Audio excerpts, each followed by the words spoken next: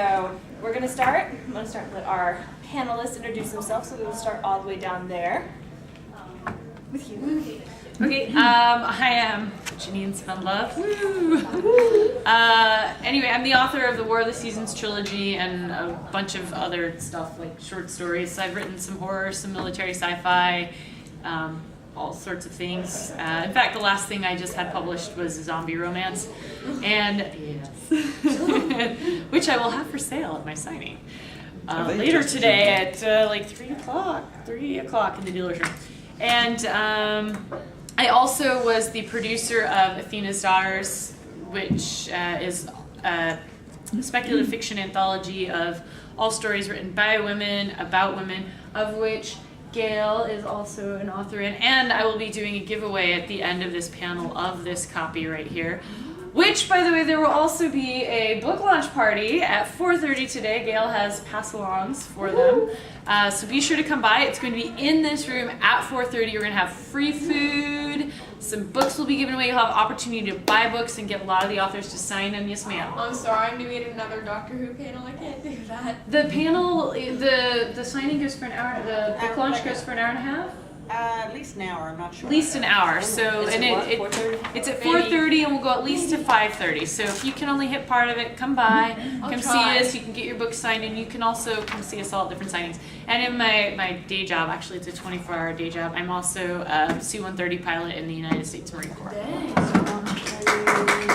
Finally again. It's fun. Yeah, finally again. And I'm married to that slacker there.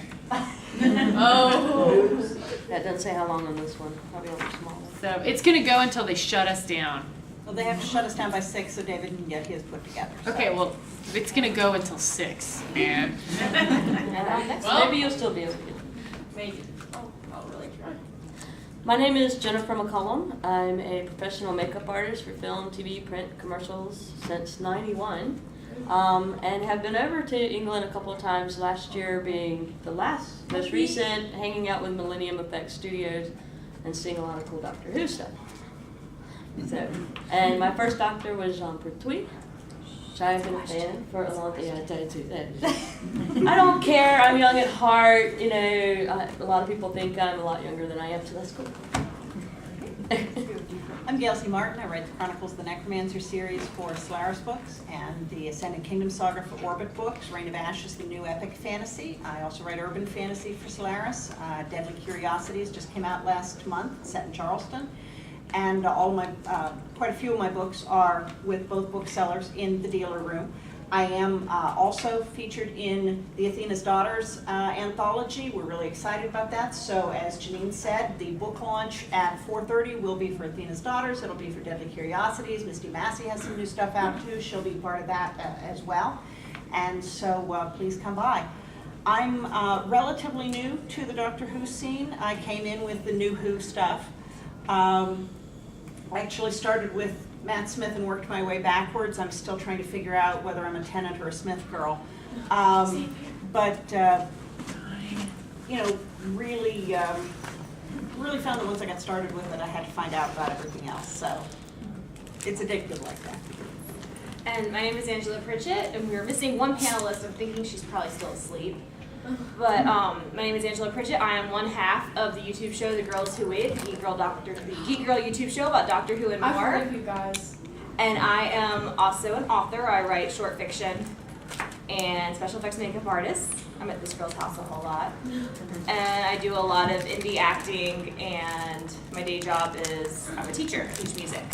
So, and each of the panels at Congregate have a different specification. They either have audience participation or expert talk, and this is an expert talk one. So we're going to talk about the topic, and then towards the end of the panel, I'll open it up for you guys to ask questions or make comments and stuff. So, okay, well, to go ahead and start, who was your guys' first Doctor?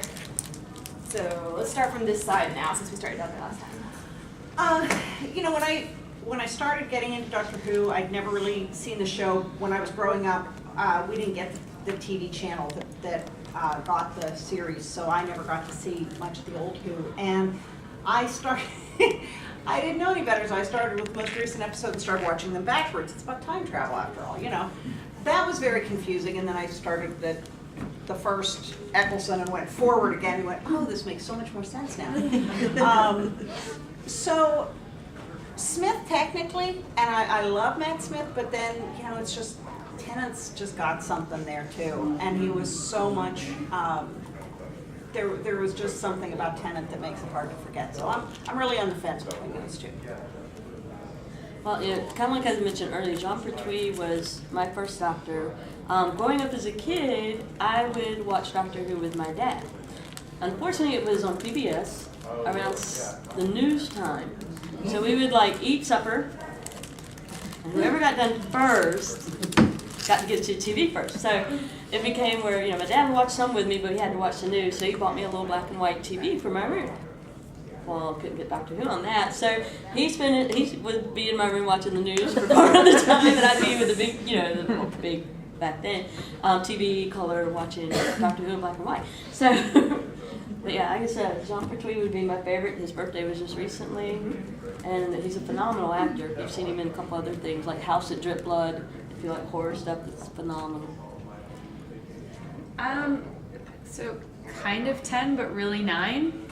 So, my husband and I were flying down to South Africa to meet our daughter for the first time, and on this, long 16-hour flight, I was to the point where I could no longer write, and I wasn't interested in reading, and I'd really exhausted everything to watch that I had an interest in watching, and then I saw this Doctor Who thing, and I was like, I have some friends online who keep talking about the show, and Tennant was still the Doctor at the time. And so they had an episode on there, and I was like, and I turned to my husband and I said, hey, let's watch this, but you each have your own little television, so we queued it up and we both pressed play at the same time so that we could be watching it together, and it was the Agatha Christie episode. And we were watching it and we were like, this show is weird as balls, man. This is weird. But I mean, we loved it. I love Agatha Christie, so it hooked me in. It was fun. I was like, oh look, it's time travel. There's this redheaded shouty person. I like her. She's really cool. And so we came back and we said we need to watch the show, and I knew that there were really old episodes, but I know how much I don't like classic Trek. I'm sorry guys, I can't watch it. So I knew that I wasn't gonna like classic Who, and I will also tell you, I have tried to watch it since, don't like it. Sorry, please, you can hate me, whatever, I can't. I can't see another bubble wrap monster. I just can't do it. And that's okay. That's okay. It's just, that's the beauty of Doctor Who. There is something for everyone. My husband loves the classic stuff. He grew up watching the classic stuff. So we started with Eccleston, and the first episode I was like, this is really weird, melting plastic people. The second episode I was like, this is also kind of weird, but I'm digging it. By the third episode it was like, just inject me with heroin, man. I can't get enough. And so we mainlined it, and when he left, I was in tears. I didn't even want to start. Thankfully, I had already seen an episode with Tennant, so I knew he made a good Doctor. So we were able to transition to the next season, and I kind of loved both of them equally. And I do, I view 9 as my first Doctor, but 10 kind of really was. And I think there are aspects of both of them that are great. I imagine 9 in some of the 10 episodes, and sometimes I try to imagine 10 in some of the 9 episodes. And so I really can't pick between the two of them. And I will also go ahead and say up front, I've kind of fallen off the Doctor Who bandwagon. I've really been upset. I've not really enjoyed the last. I haven't been able to finish the last season. Yeah. I just can't get into it. The Impossible Girl or whatever. I can't, guys. And I'm sure we'll get into that. But I adore Matt Smith. I think he did a brilliant turn as the Doctor. I don't think he's the problem. And I don't think any of the actors are the problem. I will firmly blame the writing on this one, and the storytelling. But again, I'm going to let the moderator steer the panel. So I'm definitely a 9-10 girl and love them equally. Yeah, and I'm waiting to be convinced on the new one. And I think Matt Smith, and I will sing his praises. I think he's a brilliant Doctor. He's just not my first. I view 9 and 10 as my first. Okay, well, our other panelist is on her way. I just got a text message from her. But for me, my favorite Doctor is the 8th Doctor. And most people will be like, oh my gosh, the 8th Doctor movie, blah, blah.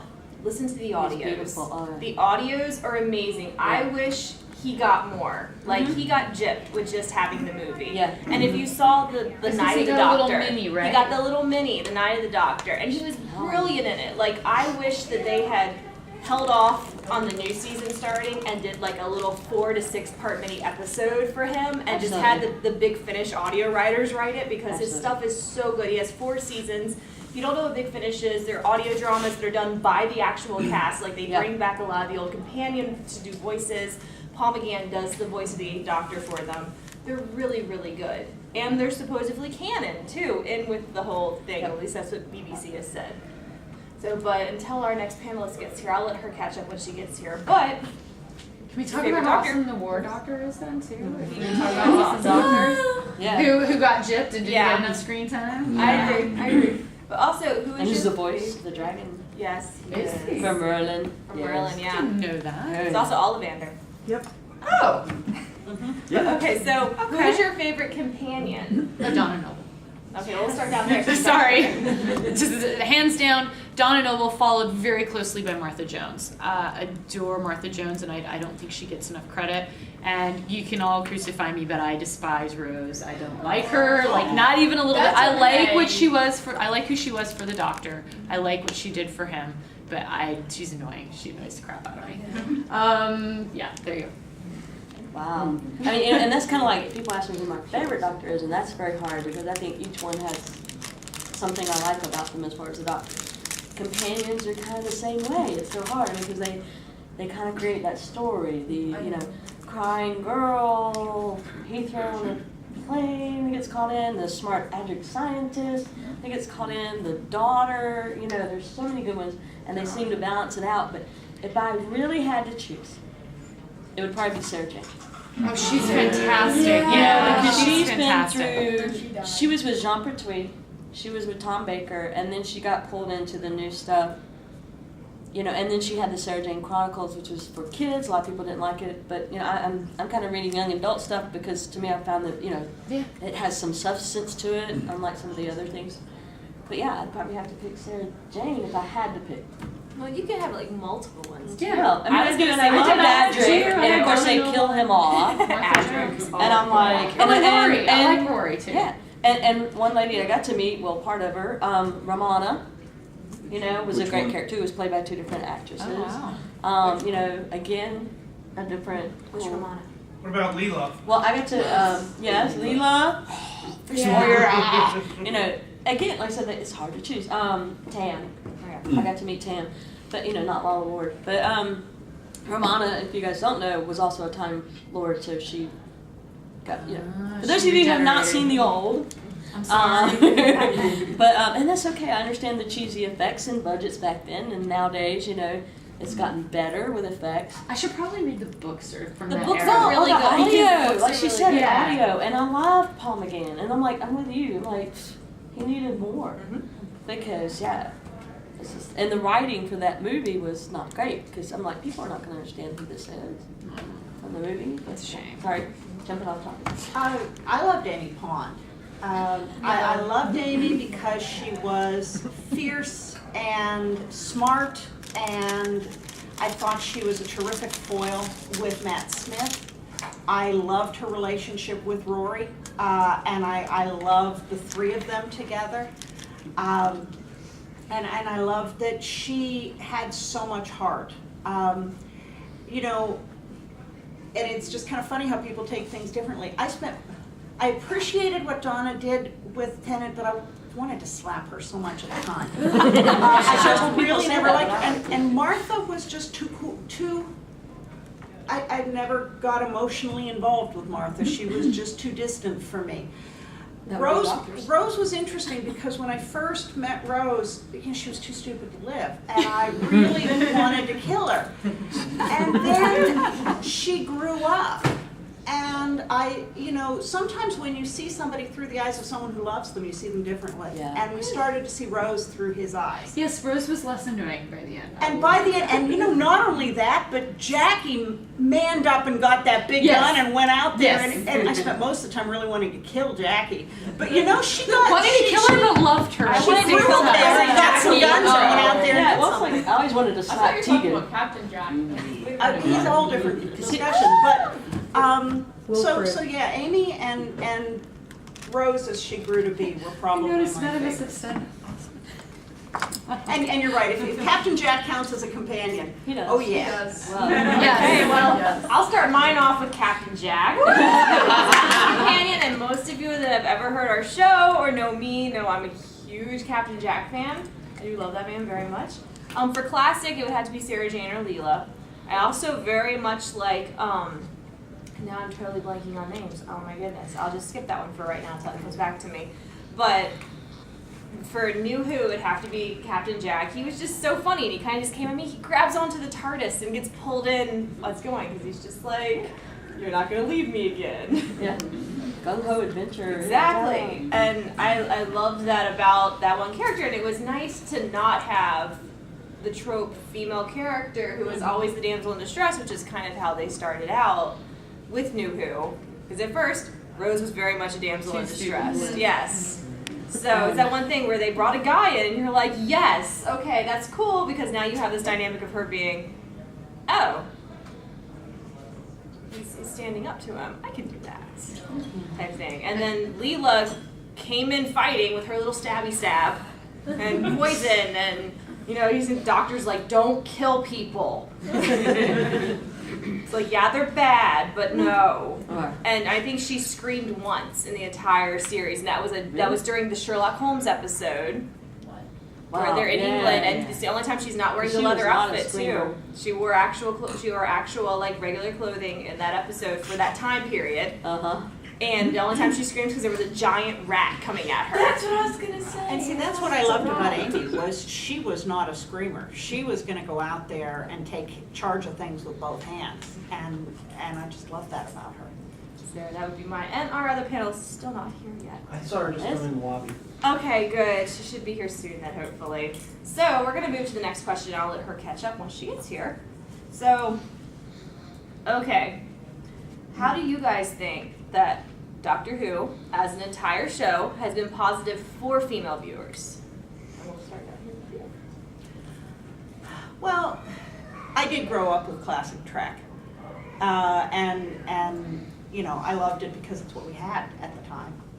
But really, wonderful as Uhura and Yeoman Rand were, because they were at least female and they were on the screen and in more than one episode, they didn't get to do a whole lot. Hailing frequencies open, Captain. It was kind of the limit. Where watching the companions in Doctor Who, and again, I have seen only a little bit of old Who, so I'm basing this mostly on the new Who. I think they were much more an important part of the story, not just, someone to talk to in the TARDIS in between journeys and not someone to rescue, but someone who really altered the Doctor by being there. And that's the essence of a good relationship, is you're more together even than you are separately. And I think that the companions, at least in the reboot, change the Doctor in a better way and make him a better hero than he would have been without them. And that's a fundamental difference you didn't see with a lot of token women in science fiction. Okay. Yeah, Because you've seen a lot of classic and I have new, so. seen a lot of classic and new, and they recently, the BBC kind of did the making of and kind of how it got started. And if you think about back then, which was in the 50s, if I'm 60s, remembering it right, 60s. Kennedy assassination. 60s. Still, in that time period, and nowadays we're like, we want strong female characters. They weren't even saying that back then, but they had them. I mean, because you look, the first original Doctor traveled with his daughter, and she had some smarts. And then there was Liz, if I'm remembering this right. And she was a strong scientist woman. You know, and that was way before its time. Not only did you have that for women, but you had producers and directors who were women producing and directing Doctor Who for the BBC. Way before, you know, hey, well, why aren't women in this industry? It was already there. So I think even though you may not have known that, even though you may not have known that, and I'm trying to think about if any writers, a lot of the writers were men. I'm trying to think if there's any women, but even though you may not have known that, that influence was there. And so I think that's what drew in a lot of women, because that influence was there whether we realized it or not. So I'm going to try to not repeat what they've said, because what they've said is brilliant and right on point. So to kind of delve in a little bit more specific, for example, one of the reasons I really, really, really like Donna Noble is because here you have a companion, a lead in the series, who is not a love interest for the Doctor. She is his best friend. She's not a brilliant doctor or a scientist or really anything. She's a regular woman who isn't this big around either, by the way. Britain. So actually, you know, acknowledging that women come in all shapes and sizes. Yes. And she's not afraid to speak her mind. She's wrong. Sometimes she's right. Sometimes she does stupid things. Sometimes she does smart things. She's a human. I think she's, of all the companions, the most human and normal. And she is a wonderful, lovable character who, it was just so nice to see a normal woman on screen portrayed with all her flaws and all her beauty. And we just, so often we see the strong female character who's really just a dude with boobs. And we don't need that. Or a woman who maybe isn't a dude with boobs, but she's the most brilliant person ever. Again, why we always see men of all different shapes and sizes and flaws and characteristics. We rarely see that with women. Yeah, especially here in the United States. Yeah. So that's what I love. And we're going to let you introduce yourself now. Hi, my name is Allegra. I have a problem with oversleeping. Do you want to answer? We've only done 2 other questions. They're really easy ones. Do you want to answer? All right, hit me. Okay, who is your first or favorite Doctor? That's easy too, I know. You know, that's actually kind of tough. I guess it's some sort of a weird tie between Eccleston and Tennant. I said the same thing. Okay, all Don't. right. Okay, and then who is your favorite companion so far? Honestly, Martha Jones. She's fantastic. And everybody has Not their own enough love opinion. from Martha out there. Well, I mean, I fully acknowledge that some of her episodes were not the strongest. I mean, I don't think they really entirely knew what to do with her, and it was kind of unfortunate that they introduced her and she was a very strong character, and then they were like, you know what, let's define her by having her be in love with the Doctor and have it not reciprocated. Now that'll be her thing. And I was like, no, you're so cool. But then like towards the end of her character arc, they kind of picked that back up and they were like, no wait, we did that wrong. Let's fix that. Yep. And then the question was, how has Doctor Who been positive for female viewers? I guess because the role of the companion of the Doctor has always been sort of someone, or usually not always, I guess, because he's not always had human companions, but it's been a normal human, you know, not Superman, not like the best and brightest of humanity. It's just a normal everyday person, and yet they still manage to shine next to the Doctor.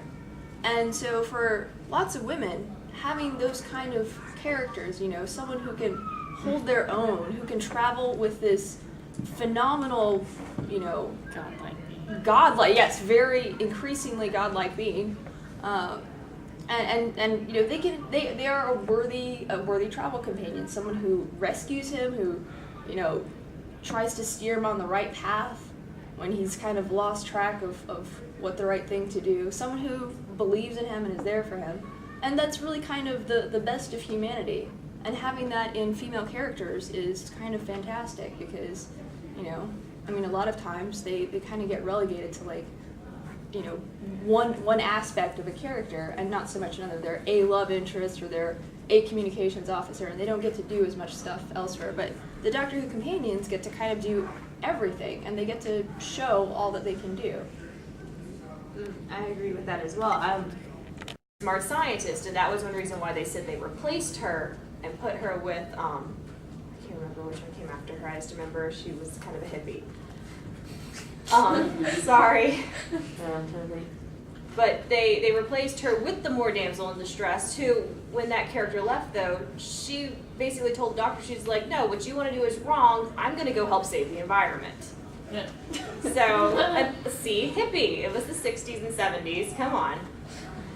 So, it's just where you've always had, even though she was kind of a damsel in distress and she was there to scream, she was still saying, you know what, I have morals, I have values, these are the things that are important to me, and I'm going to make them happen. And you still see that a lot in New Who, even though they have brought a lot more of the love interest type stuff in, but you still have strong females that are like, you know what, you're wrong, and you need to totally just like check yourself. So, and it is nice to see balance between classic Who and New Who as well, that they've started them strong and they've kept them strong. Yeah, they've had some that were stronger than others, but you're also going to see that in personality traits of different characters.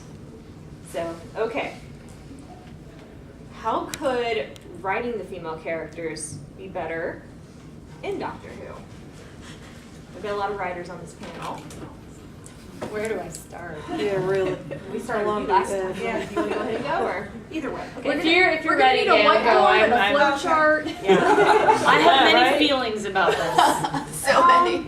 Yeah, you know, I kind of want to pick up on what Janine said about how you rarely see realistic 360-degree panoramic women in particularly media science fiction. Look how easily you can sort people as the screamer, or the competent one, or the bossy one, or whatever. By the way, they never talk about bossy men or pushy men. It's always women who are bossy or pushy. And I think I would like to see more of that 360 in the round, where somebody is all of those things at once. Yes, they may have a tremendous area of competence, but it's human to scream if something jumps out at you in the dark. And you know, sometimes you go along with things, and sometimes you stand up for something when you can't go along with anything. Someone who isn't just a narrow, well, we're going to make the feisty one this time because we had the pretty one last time. I'd like to see more than one adjective for companion. And I'm tired of them being skinny little pixie girls who, you know, are all 18 years old or whatever, or 20 years old, and, you know, it's just, I feel like Moffat keeps casting the same girl over and over again. And again, this is not an issue with the actors playing these roles. They're fantastic. It's the current storylines we've got. I don't. Here's a good case in point. You look at the first three, Rose, Martha, Donna, were always referred to as women, the most important woman in the world. All these things. You look at, we've got our most recent two, Amy and Osman. Clara. So you've got the impossible girl and the girl who waited. They're girls. They're not women. They've been reduced to being girls now. I just think I'm having a hard time finding my words, but I think that right there just kind of completely exemplifies everything Moffat is doing. They're girls. They're not women, and they're completely defined by the Doctor and their relationship with him. And I only liked Amy when she was with Rory. Only in the context of her relationship with Rory. In fact, I love Rory as a companion. I think he was the best part, his interaction. And River, who I loved for the longest time until I just found out her entire existence is completely wrapped up in the Doctor.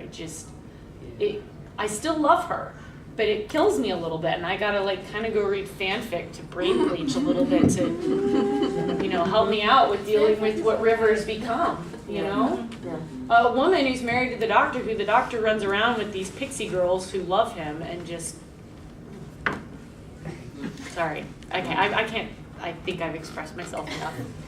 So I would love to see the doctor travel around with like someone like the Dowager Countess from Downton Abbey. Yes! Oh my gosh! Yes! Like I would seriously, if they were like, yeah, we'll do this, but you guys have to like raise enough money to hire Maggie, I would be like, okay, here's all of my credit cards. I'll go donate blood, whatever plasma. I don't need this kidney.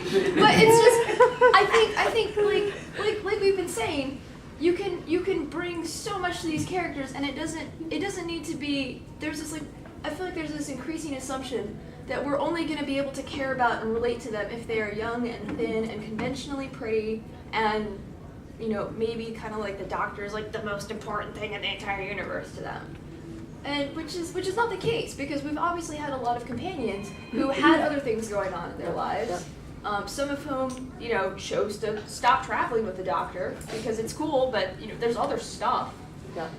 And from different backgrounds, different ethnic backgrounds, different class backgrounds, and that sort of having all that sort of, I guess, diversity in how you put your character together really makes for a compelling and interesting dynamic between the doctor and the companion, versus like my boyfriend does not really like Doctor Who. I tried to make him watch some, but his impression of the show overall was that it was a nerd fantasy where you had a guy basically with a girl whose job it was to tell him how awesome he was and how super smart he was. And I was like, that's not really, okay, sometimes, but not all the time. You forgot the hot car. No. The hot car. Yeah. Which happens to be a Correctly, blue it's box. disingenuous. Car that's actually the chick. Yeah, which is also, the car who's also another woman. Who also tells him how fabulous he And is. wonderful he is. Although I did love that episode though. Yes. Neil Gaiman just. Yeah. Yes, that was a brilliant It was episode. fantastic. But at the same time, the TARDIS, sorry if you haven't seen the fabulous episode, the TARDIS looked at him and said, "You didn't steal me, I stole myself, a Time Lord." Right. She put him in his place. Yeah. Mhm. Yeah. Thank you, Neil Gaiman. Well, now, and especially for those of you who haven't seen anything old, if you look at the end of the 4th to the beginning of the 5th Doctors, he has Adric, Tegan, who is this airline stewardess that screams, I mean, hysterical. I and scream she, at cockroaches. I and know, have well, a she big screams badass at brain, everything. so- And but Nothing wrong so with she, by accident, It's a war got cry. into the TARDIS, or kind of walked in. She didn't plan to travel with the Doctor. But then you also have Nyssa, who is from another planet and is kind of royalty, and has a little bit of intelligence, but helps out Adric because he's more intelligent. Then you have Turlo, who ends up being a bad guy in a few episodes and turns against the Doctor. This is how many companions, okay? And then you have It was a TARDIS party. It sounds so like you it. had 4 or 5 companions at one time, because you have the chameleon that comes in, and then you have Perry Brown towards the end. So between the 4th and the 5th Doctor, and you also had Sarah Jane kind of Floating in and out. well, and Sarah Jane didn't want to leave, but the Doctor was called back to Gallifrey after several regenerations, and he didn't feel it safe to take her with him. So, and then, when he comes back, there's Romana with him, and then you get Tegan and Nyssa coming in, and then some of these people went with him not on purpose, but because their planet was being destroyed, or they accidentally got in there, and that made a nice mix. Where they just ran in there like Leela did. Yeah. So it made a nice mix, and you have these people who are like, what? Who are you? And, well, the doctor said do this, but I'm not doing this. I'm going to go do this. And so you had a lot more of that story, that antagonist and protagonist, and these characters kind of like messing stuff up or saving the day by accident, and things like that. So if you do watch anything old, maybe that's a good place to look to see those characters. Because then after that, when Perry came along, being the first American woman on the show, as a companion, you went back to just the one companion again for several Doctors. Because you had Perry and then you had Ace. I loved Ace. Ace was phenomenal with Sylvester McCoy, and then Paul McGann just had the female doctor in the movie, you know. They had lots and lots more in the audio. Right, and the audio They is were so phenomenal. I mean, I would amazing. love to see those made. But But he had Mary Shelley as a companion in the audios. Oh my gosh. Yeah, The it's author? awesome. Yeah. Yeah, the author. you know, What so- was the name of that test? The shuttle. The Bechdel Bechdel test. test. Someone wrote an article about how in New Who that you can actually look at all the different companions, and the Bechdel test is basically when they have conversations with other people, are they always talking about a man, the doctor, or are they actually able to have conversations with other Between people? two women, can they actually Two have a named conversation? women First of having all, a conversation. yeah. It's not about a man. Yeah. So, and you see that a lot in New Who. In Classic Who, you saw it some, but one, they're going to have to bring the Doctor up no matter what because that drives the story. It's about, it's about the Doctor and his companions. But do you see the characters with their other lives? And is it all just the Doctor, the Doctor, the Doctor, or the Doctor's wrong, I'm going to go save the environment? That type of thing. Going back to where I was talking about earlier. So one thing we're in, from Classic Who to New Who, you kind of have seen a little bit of a change because, well, they have introduced like the love interest and that and this and that. And you have seen it go from, we're helping the Doctor and we tell him when he's wrong, or we're like, no, we're not going to do something, to, I love the Doctor, he's always right. To be honest, I keep waiting for the Doctor to regenerate into a woman. I'm wondering why. That hasn't because of happened. Romana, I don't know if they'll do that. I mean, Moffat has put his foot down and said, well, as long as he's in charge, he will never have a female doctor. Right. right. Well, and- Moffat's a douchebag. But they may bring back a female Time Lord because now we know Gallifrey is Probably saying destroyed. I know that Judi Dench has been campaigning to be a doctor. Lord Almighty. So maybe you can get her without all your credit cards. Alright, Judi Dench and Maggie Smith traveling around in the Yeah. TARDIS. Judy Dench. Oh my gosh, yes. Or Helena I Bonham don't know who all Carter. these people are. Helena Bonham Carter as a Time Lord out She of would control. be amazing. Awesome. She would be, yes. Oh my like this Lord. big or this Okay, big. I need to rile it down. Sorry. Look at what you started to. This is actually one thing that Gail mentioned to me for a question. How does the Doctor's relationship with his companions change over time? So we'll start down there. Yeah, I feel like we kind of covered that. Yeah. I don't really have anything to add to that one. Okay, just making I sure. could talk about Sarah Jane. Okay. Because, she was with the Doctor, they became really good friends. Until Paul McGann, you did not see the Doctor kiss anybody. Okay? And that really shocked some of us all. So there wasn't really that love interest. I mean, they had a good relationship, best friends and stuff. And so now that when she's come back, or when Tom Baker left her, she was like devastated. And then when she saw him back again, she was devastated again. But then you saw a little bit more of that love interest, that like she was very special to the Doctor beyond a lot of other companions. Because she'd been with several other doctors. So I think that changed a little bit to more of a love interest than being a friend and someone you cared about as a good friend to, I really did have. The Doctor changed a lot too. He went from this raggedy guy with curly hair and a Uh-huh. scarf to David Tennant. So Excuse me. excuse us. Raggedy hair with a scarf. Raggedy hair. Carl's. Well, that was Jean Pertwee, but. So okay, well, and then I have one more question, and we're actually almost out of time. So I guess I've made enough good questions for this. How has the view of the female companions changed or stayed the same from Classic to New Who? And some of you, you haven't really watched a lot of it, but you at least know some of the companions. You've seen Sarah Jane. You've got to hear about how he has talked about some of them, so you can kind of. I think you covered it, and what I've seen in Old Who, and I think what we've discussed here is, we're kind of rehashing, but basically, they were either the damsel in distress or the super strong fighter chick, and now, usually, we see a more rounded human type character. I think we're regressing a little bit, but hopefully that will change someday. Now, do you think that stayed the same also with the male characters that they brought in? Oh, the male characters have definitely changed, I believe. I mean, Jack Harkness. I Yeah. I need to say more. I mean, and look at Rory. Rory was I think one of the reasons I love Rory so much is because here he was taking the traditional female role, while I think Amy had the traditional male role. Rory was, the stay-at-home dad, the nurse, the heart and the soul and the emotive, the nurturing one. And I loved it because, we in feminism we talk so much about women's rights and making, the equality of both the genders. And it does go both ways. There's a huge stigma socially for a male who wants to be a stay-at-home dad. We talk about, okay, it's great and it's wonderful for women to be in the workforce. In fact, you should be, you ought to be. But there's a reverse stigma for men in that regard, that they can't take those traditionally female roles. And here you have Rory in that, and I loved it, and I loved him. There's also Stormy And Higgins' he- father, the baby. Oh yes, Stormy Higgins' father, yes. Yeah, Yes. he's a great example of Yeah. a guy actually having, he's not Yes, running and around carrying I baby. adored Yeah. him. Yeah. He was He's just, actually out of Smith. He's probably my favorite companion that plays against Smith. And Yes. I think Smith actually works really well with reluctant companions, people who don't want him around, who don't Yes. want to deal with him. And I Yes. think that's when Smith actually shines as a doctor. And I wanted to see more of Donna's grandfather. Absolutely.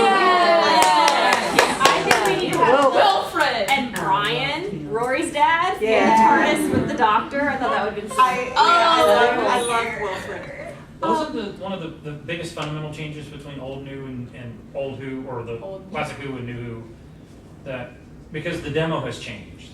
Because originally the classic Who, it was a kidult show, kind of like Ernie Koufax and like the afternoon kids host show, where it wasn't for little kids and tweens. It was for the older kids because it was later in the afternoon, right before the news. I mean, Doctor Who used to come on over there, right before the evening news. So it was like it was a lead-in type show. Now it's because of, the magic of big budget and bigger goals. So that they have expanded the demo. They moved it up. So it's not the mission demo is not the same, and that affects everything, good and bad. And looking at what I've seen of the old Who doctors, when I watch them, I mentally peg them in their decade with some of the other TV shows, because I can see the Mary Tyler Moore type of companion, and I can see the Yeoman Rand type of companion, and I can, so, okay, here we are in the 60s, and yeah, we are here in the 70s, and so in that sense, I can be a little forgiving because it was where we were at the time. And yet, there is that somewhat subversive thread of the fact that they were doing things out of the norm. Yeah. They were running around with this guy they weren't married to. They were doing these very strong, brilliant things that regular women weren't doing, even if they were going out and getting a job, even if they were going out and getting their own apartment and going to college. They were heroic to the point that we were going to allow them to be heroic at the time. So I guess I can see some of the old companions in that light of still pushing the envelope for where we were at the time. The fact that they weren't 50 years ahead of their time, well, that. And I think some of the new companions perhaps speak to some of that tension that we still have about what do the majority of people identify with. And I think, we're seeing a reflection back at ourselves of society. If you want to change the reflection, you've got to change the society. And I'm 100% with you on Rory, because, that nurturing man and that flip of the traditional gender roles And he kind was of one of the reminded me. things I loved about the two of them. Rory reminded me of Abby. And then Abby dies. So if we have when you're done wrapping up, I'll do the giveaway. Okay. Well, we have a few minutes, so is there any of you out there? I just saw a hand pop right away. Well, just one comment. It seems to me that at least some of the relationship difficulties are built into the whole fabric of the way they built the whole Doctor Who series. It started out, the first Doctor Who was an elderly man and traveling literally with his daughter, the first few doctors were all considerably older. You know, so you got more of a father-daughter relationship. And because their whole bit was that as he regenerated, he got younger, that they had to start dealing with different kinds of relationships between the companions and the doctor due to the difference in, in the dynamic between them. And I think we might be, especially with the war doctor, we're maybe changing that age thing again. Well, if And you I know think Capaldi's favorite is the first one. Well, they let William you know Hartnell where to and go. Capaldi are actually around the same age. So if you think the first doctor and the doctor we're getting ready to have Right. are about the same age. Right. Well, So they if you kinda think let about it, also themselves the know where time, to the go. time and how it was a little bit harder on people back then. He looks a lot younger than Hartnell. Well, the essence of the series, it's Peter and Wendy in a time machine. I mean, I think that's the essence of the escapism, the adventure, and the companions. They're the expositional bridge from between the doctor and the audience. It's as characters and as elements of the show.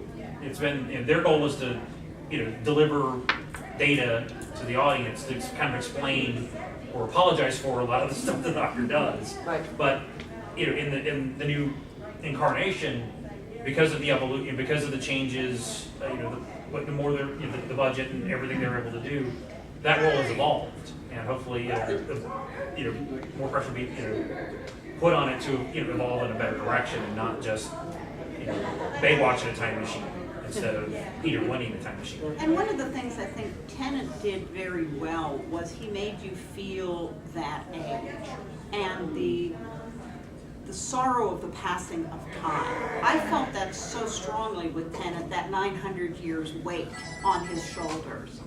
It'll be interesting to see where we go with that. Yeah, and I wouldn't mind seeing an alien companion. That would We be already have that Yeah, ish. Vastra, we have her ish. She's not really an alien because she hasn't worked. I actually have a comment. We need a ginger doctor. Yes! He we needs do. his dream realized. I wanted to touch on something Gail said earlier about sort of how like the older companions, we sort of take them in the context of their time and how they were progressive for that time. And I think part of the fandom is the changing like perception of the characters as our society grows and as more women find their voice and realize that we're not in the 60s. We don't have to take whatever female characters we can get.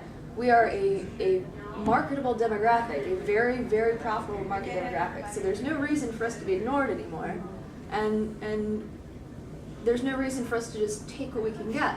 And people want to see more female characters who have that, like you said, that three-dimensionality, that 360 panorama of what a human or I guess woman is. And I guess I just joined Tumblr, so I am slowly becoming aware of all the the fandom Activism. Yes, I was like, wow, people have Social really justice. strong opinions about some stuff in fandom, Oh, yes. which I think is fantastic, and I would really like Tumblr's to see 90% 14-year-old girls. I would really like to see showrunners maybe kind of take some of that into account. Okay, well, I'm going to give Janine a chance to do her giveaway. Angela, when's your birthday? My birthday's January 2nd. Okay, whose birthday is closest to January 2nd? I was born in January 7th. January 7th, anyone closest? Oh. All right, you